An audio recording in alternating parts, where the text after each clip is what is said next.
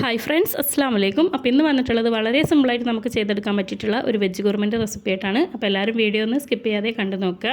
അപ്പോൾ ഞാനിത് ആദ്യം തന്നെ ഒരു കുക്കർ എടുത്തിട്ടുണ്ട്. അതിലേക്ക് നമ്മൾ തലേ ദിവസം കുതിർത്തി എടുത്തിട്ടുള്ള പട്ടാണി ചേർത്ത് കൊടുക്കുന്നുണ്ട്. ഇനി ഇതിലേക്ക് നമുക്ക് ഒരു മീഡിയം സൈസിലുള്ള ഉരുളൻകിഴങ്ങ് ചേർത്ത് കൊടുക്കുക. ഇതിൻ്റെ കൂടെ നിങ്ങൾക്ക് ക്യാരറ്റ് വേണമെങ്കിൽ അതും ചേർത്ത് കൊടുക്കുക. ഞാനിപ്പോൾ അതിവിടെ ചേർത്ത് കൊടുക്കുന്നില്ല. പിന്നെ വേണ്ടത് ഒരു മീഡിയം സൈസിലുള്ള സവാളയാണ്, അതും ചേർത്ത് കൊടുക്കുന്നുണ്ട്. ഇനി ഇതിലേക്ക് എരിവിന് ആവശ്യത്തിനുള്ള പച്ചമുളകും പിന്നെ കുറച്ച് ഇഞ്ചി വെളുത്തുള്ളി പേസ്റ്റും കൂടെ ചേർത്ത് കൊടുക്കുന്നുണ്ട്. പിന്നെ ഇതിലേക്ക് പൊടികളായിട്ട് ചേർത്ത് കൊടുക്കുന്നത് ഗരം മസാല മാത്രമാണ്. നിങ്ങൾക്ക് വേണമെന്നുണ്ടെങ്കിൽ മഞ്ഞൾപ്പൊടിയും ചേർത്ത് കൊടുക്കുക.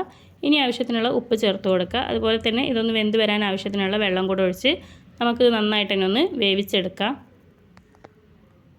അപ്പോൾ നമ്മുടെ പട്ടാണി ഉരുളൻകിഴങ്ങൊക്കെ നല്ലപോലെ തന്നെ ഒന്ന് വെന്ത് വന്നിട്ടുണ്ട്. എല്ലാതും കൂടി ഇട്ട് വേവിക്കുമ്പോൾ എല്ലാവർക്കും ഒരു സംശയം ഉണ്ടാവും, ആ ഒരു ഉരുളൻകിഴങ്ങൊക്കെ നല്ലപോലെ വെന്ത് പോകുമെന്നുള്ളത്. ഒട്ടും തന്നെ കുഴഞ്ഞു പോവാതെ നമുക്ക് നല്ല പെർഫെക്റ്റ് ആയിട്ട് തന്നെ വെന്ത് കിട്ടും. നിങ്ങൾക്ക് ഇതിലെ കടലൊക്കെ കാണുമ്പോൾ തന്നെ മനസ്സിലാവും അത്യാവശ്യം നല്ലപോലെ തന്നെ വെന്ത് വന്നിട്ടുണ്ട്. ഇനി ഞാനിതിലേക്ക് തേങ്ങാപ്പാൽ ഒഴിച്ചു കൊടുത്തിട്ടുണ്ട്. നമ്മുടെ ഒന്നാം പാൽ തന്നെയാണ് ഒഴിച്ചു കൊടുത്തിട്ടുള്ളത്, രണ്ടാം പാൽ അങ്ങനെയൊന്നും എടുത്തിട്ടില്ല.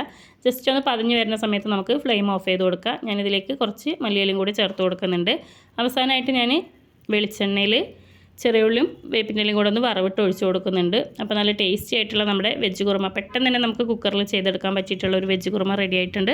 അപ്പോൾ തീർച്ചയായിട്ടും എല്ലാവരും ഒന്ന് ട്രൈ ചെയ്ത് നോക്കുക. വീഡിയോ ഇഷ്ടപ്പെട്ടാൽ ലൈക്ക് ചെയ്യാനും ഷെയർ ചെയ്യാനും മറക്കരുതേ.